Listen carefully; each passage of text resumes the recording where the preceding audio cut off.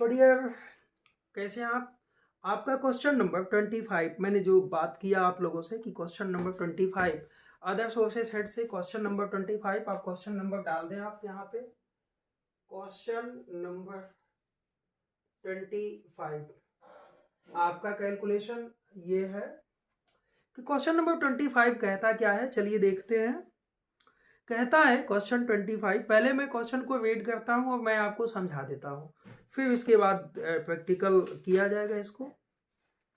From the following particular of Dr. Athar Singh for the assessment year 2019-20, compute his income from other sources। income from other sources का है और हम लोगों का chapter भी वही चल रहा है, income from other sources। He hold the following securities and shares: 20,000 equity shares of rupees 10 each of Paras Limited। जहाँ तक मुझे उम्मीद है कि ये क्वेश्चन क्या कहता है कि equity shares of Paras limited Indian company के डिविडेंड्स इनको मिलते हैं तो एग्जिम्ट होने हैं।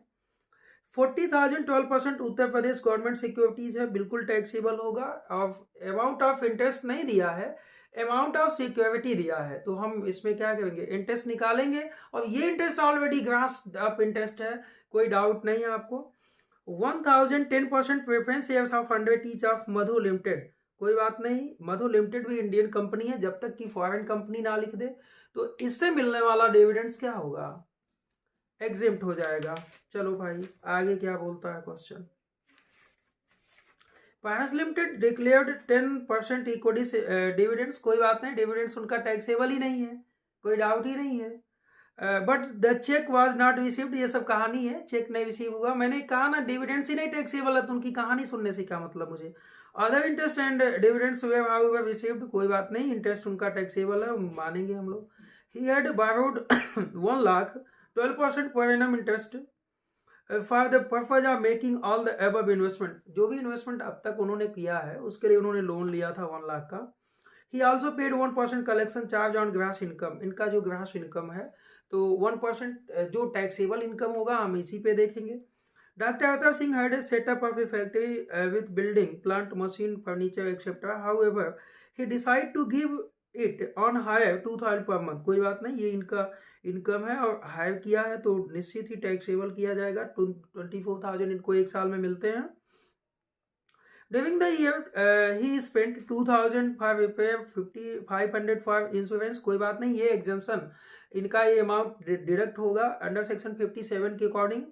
The depreciation allowed is rupees 5,000, कोई बात नहीं, ये भी अलाउ किया जाएगा। He had borrowed 30,000 against mortgage of these assets of paid 3,000 interest thereon, कोई बात नहीं, ये इंटरेस्ट यदि उन्होंने मार्गेज किया हुआ है तो बिल्कुल ये भी इनको छूट मिलना चाहिए, जो दिया जाएगा। किस बात के लिए भाई, सिक्योरिटी एसेट को यदि 3,000 रुपये इंटरेस्ट दिए, the amount was spent for the marriage of his daughter, ओहो, ये पैसा उन्होंने अपने बेटी के शादी में लगा दिया, तो फिर ये क्यों इस हेड में इनको डिडक्शन मिलेगा। जो पैसा इन्होंने बेटी की शादी में लगाया और लोन लिया, इसका इंटरेस्ट ये अदर सोर्सेस हेड में मांगना चाहते हैं, तो ये तो करते ही कोई, क्योंकि इनका ये तो पर्सनल एक्सपेंडिचर है और सेक्शन 58 कहता है कि कोई पर्सनल एक्सपेंडिचर आपको इस हेड में अलाउ नहीं किया जाएगा। तो चलिए देखते हैं, हम इस क्वेश्चन को सॉल्व करते हैं। भाई आपका क्वेश्चन क्या कहता है, सबसे पहले लिखिए डिविडेंड्स फ्रॉम इंडियन कंपनी, आप लिखेंगे डिविडेंड्स फ्रॉम इंडियन कंपनीज। आपको मैंने बहुत अच्छे ढंग से बताया है कि पारस लिमिटेड एंड मधुर लिमिटेड दोनों के डिविडेंड से एग्जिम्ट हो जाएंगे। अच्छा, इंटरेस्ट ऑन सिक्योरिटीज इनको मिला है यूपी गवर्नमेंट से, तो लिखिए interest on securities, interest on securities of UP government कितना मिलता है भाई इनको, 4,800 का इंटरेस्ट मिलेगा, निश्चित ही मिलेगा। अच्छा, इसके लिए इन्होंने 1 लाख रुपए का लोन लिया हुआ है। कितने का लोन लिया है भाई, इन्होंने इसके लिए 1 लाख रुपए का लोन लिया है। तो लोन जो लिया है ना, उस लोन का 2,000 इक्विटी शेयर्स 10 रुपए वाले लिए थे, तो 2,000 इक्विटी शेयर्स 10 रुपए वाले लिए थे कि 100 रुपए वाले हैं, 10 रुपए वाले थे, तो ये हो गया लोन अमाउंट 20,000। फिर इन्होंने क्या किया था भाई, फिर इन्होंने 40,000 उत्तर प्रदेश की गवर्नमेंट की सिक्योरिटीज ली थी, 40,000 लिया। बाकी का क्या किया इन्होंने, 1,000 10% प्रेफरेंस शेयर्स ऑफ 100 ईच, तो 1,000 का प्रेफरेंस शेयर्स 100 का लिया, तो ये हो गया आपका इनका 1,00,000 रुपए। तो इनका जो रेशियो बनता है ना डियर लोन का, तो ये कुल हो गया 1,60,000। तो हम समझते हैं कि 40,000 डिवाइडेड बाई 1,60,000, इनका जो रेशियो बनता है ये बनता है 1 2 3, कट गया, यानी कि 2:4:10। तो ये बन जाएगा, लोन इन्होंने लिया था 1,00,000 का, और 4/10 14 2 16, तो 4 1 जा 1 4, तो ये बनेगा 25,000 का लोन इसके लिए होगा। लोन का परसेंटेज क्या है डियर, लोन का परसेंटेज इनके है 12%, तो 12%, तो 25,000 का 12%, 1 मिनट, 25,000 का 12% आपका आएगा 3,000 रुपये, ठीक है, 3,000 रुपये। इंटरेस्ट इनका किस लिए एग्जेम्प्ट होगा, क्योंकि चलिए ये कंप्लीट कॉन्सेप्ट मैं आपको समझा देता हूँ।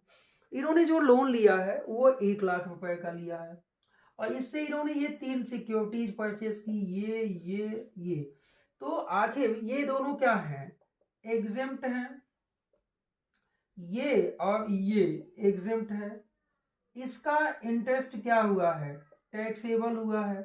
तो जब इसका इंटरेस्ट टैक्सेबल हुआ है तो केवल इसी जितने की सिक्योरिटी है, इसी सिक्योरिटी का इंटरेस्ट इनको एग्जेम्पशन मिलेगा। तो आखिर लोन का अमाउंट 1,00,000 है, तो हमने प्रॉपोर्शन कर लिया कि किसमें कितना इन्होंने लगाया होगा, तो इसके लिए इन्होंने प्रॉपोर्शन किया 25,000 का। अच्छा, 25,000 का 12% मैंने इंटरेस्ट निकाला, तो 3,000 रुपए यहाँ पे बनते हैं, तो 3,000 रुपए।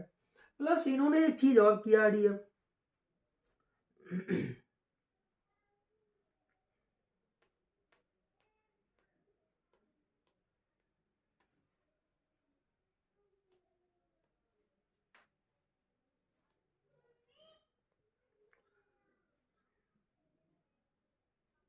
आप ऐसे भी कर सकते थे इसको कि 40,000 डिवाइडेड बाई 1,60,000 का 12%, क्या चीज 12% आप निकाल सकते थे, तो जो भी इंटरेस्ट आता, इंटरेस्ट कंप्लीट इंटरेस्ट आपका 12,000 बनता, तो ऐसे भी निकल जाता 3,000 रुपए, क्योंकि इन्होंने कुल लोन लिया 1,60,000 रुपए, और ये कुल लोन का जो इंटरेस्ट बनता, कुल सिक्योरिटी लिया 1,60,000 का, और जो इंटरेस्ट बनता, ये इंटरेस्ट आप देखो कितना बनता, 12,000 का इंटरेस्ट बनता, तो प्रॉपोर्शनेट तब भी हम बांटते तो 3,000 रुपए ही आता। चलिए फिर क्या किया आपने, आपने कलेक्शन चार्ज दिया 1%, तो ये देखो लेस कर लो, interest on loan 3,000 plus collection charge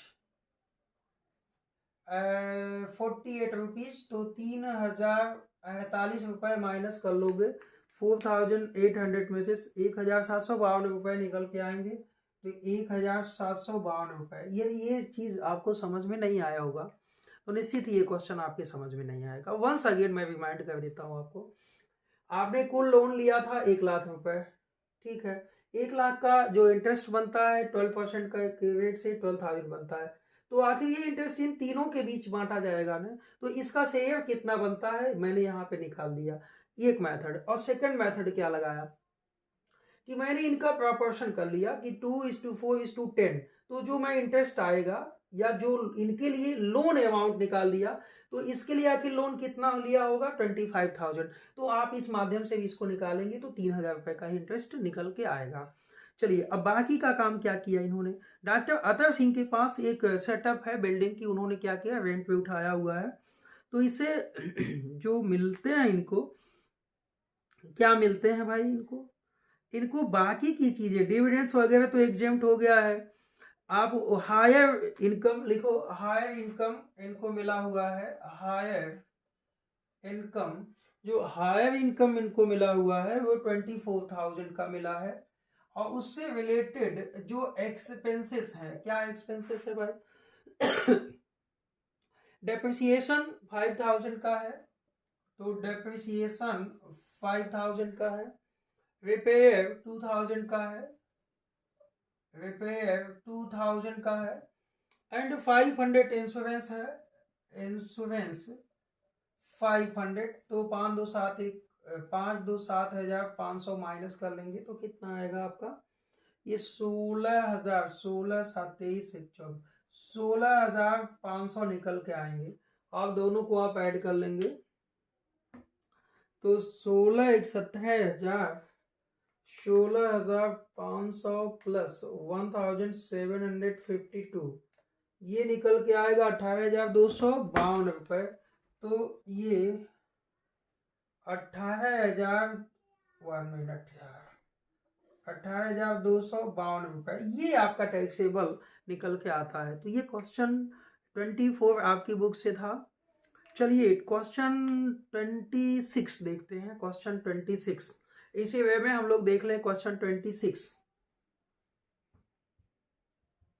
जी चलिए पहले तो मैं इसको मिटा दूं भाई। चलिए देखते हैं 26 क्वेश्चन। डियर क्वेश्चन, आप यहाँ पे क्वेश्चन 26 नोट कर लें और ये आप लाइन फिर हमेशा की तरह इसको डाल दें यहाँ पे। आई होप कि क्वेश्चन 26 और सारे क्वेश्चन आपको बिल्कुल बहुत अच्छे ढंग से समझ में आने वाले हैं।